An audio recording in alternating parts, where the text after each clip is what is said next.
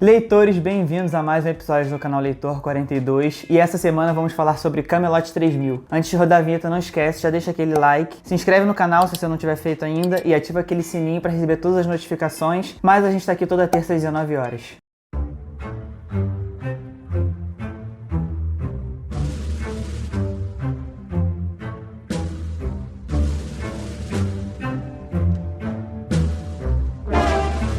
Bom, então, se você me segue no Instagram, você já tá sabendo disso, né? O tema desse mês vai ser, como é meu aniversário no dia 15, esse mês eu só vou falar de livros ou quadrinhos, como é o caso aqui, que eu ganhei de presente. Esse quadrinho aqui eu ganhei da Fabiola. Eu ganhei no ano passado, né? Mas ainda não tinha lido, realmente li agora pra comentar com vocês. Como já tinha bastante tempo que eu não falava de quadrinho, eu resolvi trazer um quadrinho aqui. Aliás, né, se você me segue no Instagram, você viu as lives, você já até sabe dos livros que eu vou falar, o mês tá todo aqui. E eu tô fazendo live lá no Insta, toda segunda, quarta e sexta às 19 horas. Mesmo horário aqui do canal, então dá uma olhada lá também. Teve ontem, vai ter amanhã, então dá um confere lá. Esse quadrinho aqui, ele foi muito importante na época em que ele foi lançado. Ele foi publicado originalmente de 82 a 85. Ele foi a primeira maxi-série da DC. Se você não sabe o que é isso, não se sinta mal, também não sabia. É uma série limitada de mais de 8 edições. Se forem até 8, é uma minissérie. E se forem mais de 8, é uma maxi-série. Então, Watchmen é uma maxi-série, Sandman é uma maxi-série, por exemplo, Fábulas. São histórias que são de um tamanho fechado. Essa aqui ela já foi planejada para ser feita em 12 edições. Ela foi também pioneira no sentido de que foi uma das primeiras histórias da DC que foi comercializada direto para o mercado direto. Se me permite essa repetição aqui. O mercado direto, o que é? Hoje isso é bem normal. Essa revista não foi para as bancas, basicamente, assim, de jornais, né? Ela não teve essa grande circulação. Ela foi vendida só em lojas especializadas de quadrinho. O que hoje em dia já está até em declínio, na verdade, né? Por causa da internet, assim, fica difícil competir, né? As lojas físicas. Na época isso não estava começando, mas assim, não era tão comum quanto é hoje, né? Tinha algumas lojas grandes, assim, mas realmente a maioria das revistas eram lançadas nas bancas. E essa revista aqui, como ela não foi para as bancas, ela não era consumida por um público, digamos, que não procurava, né? Não ia atrás dessas lojas especializadas. Ela teve a vantagem na época de não precisar do selo do Comics Code Authority, que era um selo de autorregulamentação da indústria dos quadrinhos. Como era autorregulamentação, né? Não era obrigatório, mas ele era fortemente indicado. Os títulos, eles sofriam essa pressão para ter esse selo. E assim, eu não vou explicar toda a história do selo porque ficaria muito grande. É de repente um tema legal para eu fazer um vídeo só sobre isso, explicar por que ele surgiu, na prática o que ele fazia e como ele acabou sendo abandonado, né? Hoje em dia não existe mais isso. A Marvel acho que deixou de usar ele em 2001, a DC até 2010 ainda usava. Esse selo, ele na prática, resumindo assim, ele impedia que temas mais adultos fossem abordados nas histórias em quadrinho, porque os quadrinhos eram tidos como uma coisa mais infantil. Então esse quadrinho aqui, sem precisar bater de frente com esse selo, ele simplesmente passou pelo lado. Ele abordou temas como identidade de gênero, adultério, relacionamento abusivo, homossexualidade, temas que, assim, hoje em dia ainda enfrentam uma certa resistência de alguns públicos, né? Então, assim, na década de 80 era muito pior. Era tão polêmica na época, ela foi tão transgressora, digamos assim, que quando ela chegou no Brasil, ela foi pela editora Abril. Eu não sei se a Panini já existia na época, mas a Abril era muito maior, né? A maioria dos quadrinhos que a gente vê pela Panini hoje antigos, eles tinham uma versão da Abril antiga. E quando ele veio para o Brasil, ele veio com fortes censuras. Teve até uma página, não vou explicar qual é porque é um pouco spoiler da história, mas teve uma página inteira que foi removida do quadrinho. E além de outras cenas, alguns balões de texto que tratavam desses temas mais polêmicos, algumas cenas de nudez foram cortadas também. Essa história, ela veio para o Brasil pela primeira vez, ela vinha num compilado. Eu acho que isso rola no Brasil até hoje. Você compra uma revista de 300 páginas e ali tem várias histórias. Você comprou, assim, coleção de Abril e aí tem várias histórias. Tem o Batman, tem o Superman, tem o Camelot e tem uma Mulher Maravilha. E aí quando você compra a revista em maio, tem a continuação de todas elas. Então, assim, ela vinha num compilado que tinha histórias infantis. Então, realmente, ela não era adequada para um público um pouco mais jovem, né? Agora que ela veio... Não é a primeira vez que ela é lançada no encadernado aqui no Brasil, mas essa edição aqui, assim como a edição posterior da Abril, elas são na íntegra, obviamente. Aqui não tem nenhum corte. E é interessante comentar também, né? Acho que já deu para entender que o quadrinho, ele fala da lenda do Rei Arthur, né? Ele tem esse tema. Que, apesar dele ter sido escrito pelo Mike Barr, que é um americano, ela foi desenhada por um britânico, pelo menos, que era o Brian Bolland, que na época ele já era conhecido por desenhar o Juiz Dredd na Inglaterra, mas que depois, né, esse aqui foi de 82 a 85, em 88 ele desenhou Piada Mortal, que é, tipo, sem dúvida uma das obras mais famosas da DC. Então é um desenhista que ele tinha um traço bem sério, né, bem intenso, é bem apropriado para esse tipo de história. O problema dessa relação,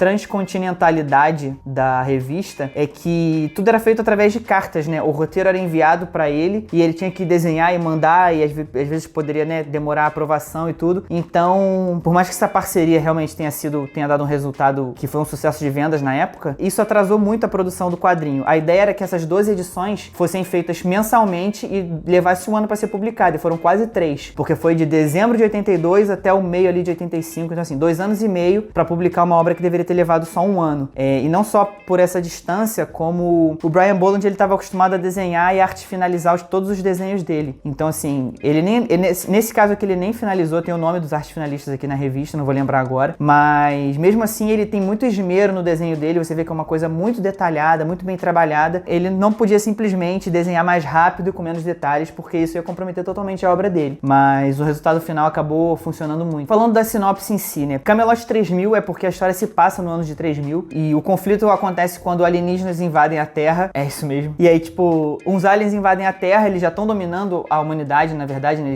Eles têm uma superioridade tecnológica gritante. Um jovem, assim, aparentemente aleatório, que é o Thomas, ele encontra o túmulo do Rei Arthur, ele abre o túmulo do Rei Arthur e o Rei Arthur acorda, né, ou volta à vida, não é muito claro isso, mas ele volta, como diz na profecia da lenda arturiana, no momento de maior necessidade da Inglaterra, né. O próprio Mike Barr, ele fala de algumas, tem uma introdução aqui no livro, tem umas 3 páginas só.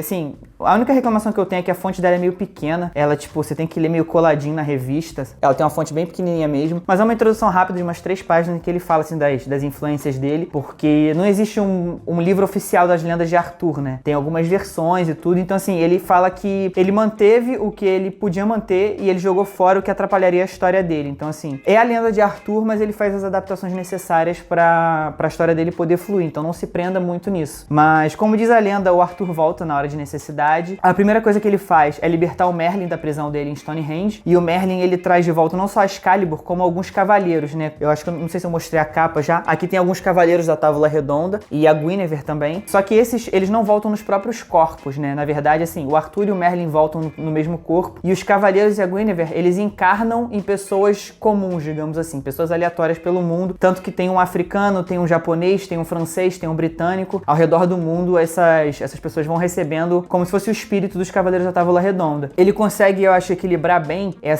além de ser um equilíbrio de fantasia e ficção científica, ele equilibra os conflitos clássicos da lenda, como o triângulo amoroso do Lancelot, da Guinevere e do Arthur, né, que já é bem conhecido isso, ele volta esse conflito, como alguns conflitos novos, por exemplo, como o fato do Tristão ter encarnado no corpo de uma mulher. Assim, como eu já falei, a lenda é bem adaptada pro propósito da história, né, assim, é muito diferente de qualquer coisa que eu já li, né?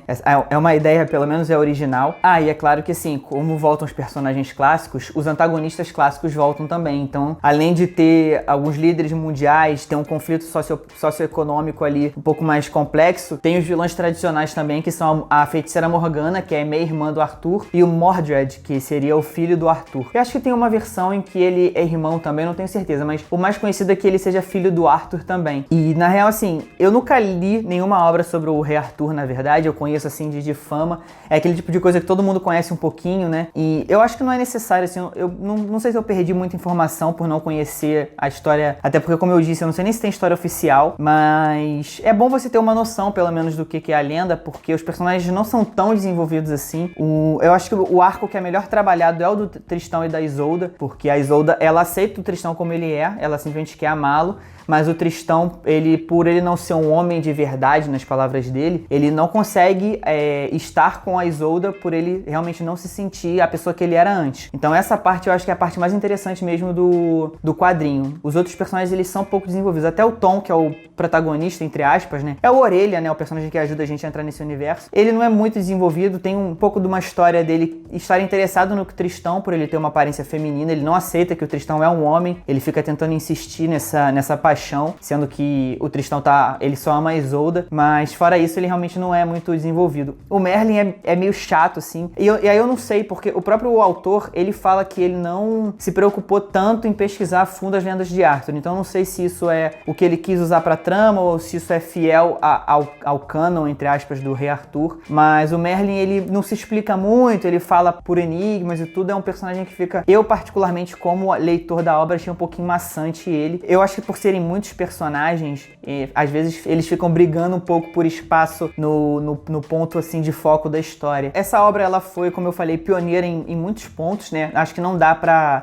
tirar a importância dela pro mercado editorial, pelo menos. Ela foi impressa até no papel de mais qualidade do que eu estava acostumado na época, assim. Hoje em dia a gente tá acostumado a esse material aqui, né? É muito bom mesmo, assim, é bacana. Eu acho que não vale, tipo, 80 pratas, que era o preço cheio, mas hoje em dia você acha por uns 40, 50. Aí já tá bem mais razoável, né, pra um quadrinho. Mas por mais que o quadrinho, ele fale de temas que, infelizmente, continuam atuais, né? Em geral, preconceitos variados. O traço, por exemplo, por mais bonito que ele seja, ele é bem anos 80, ele é muito característico mesmo. Então, se você, de repente, começou a ler quadrinhos mais recentes, talvez você não goste tanto. Então, assim, ele ficou um pouco datado nessas questões. Eu realmente não sei qual seria o público dele hoje. E se eu analisar como uma obra sem pensar na importância dele no passado e tudo, hoje eu realmente não sei qual seria o público desse quadrinho aqui. Me recomendem outras obras do Rei Arthur, sem ser Crônicas de Arthur. Toda vez que eu falo, quero ler, eu sei que vocês falam do Crônicas de Arthur, eu já sei que é pra ler o Bernard Cornwell, mas eu queria ler outras obras da lenda do Rei Arthur pra eu ter uma noção um pouco melhor, porque essa aqui realmente tá longe de ser respeitável pelo canon, né? Então realmente não foi uma obra que eu gostei tanto, assim, infelizmente.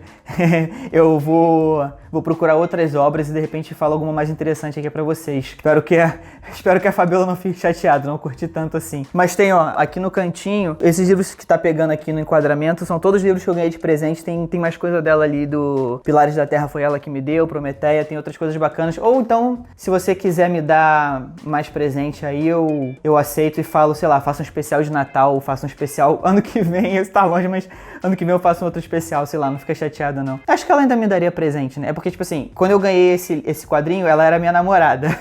Hoje não é mais. Mas a gente é amigo ainda, tipo, a gente é amigo, acho que daria pra ganhar um presente, assim. Eu aceito, pode me dar, não tem problema não. Então, me deem presentes, se inscrevam no canal, deixem um like se você curtiu, me recomendem outras obras do Rei Arthur e a gente se vê semana que vem. Eu sou amigo da maioria das minhas namoradas, das minhas ex. Porque são, tipo, 2 de 3, então é a maioria.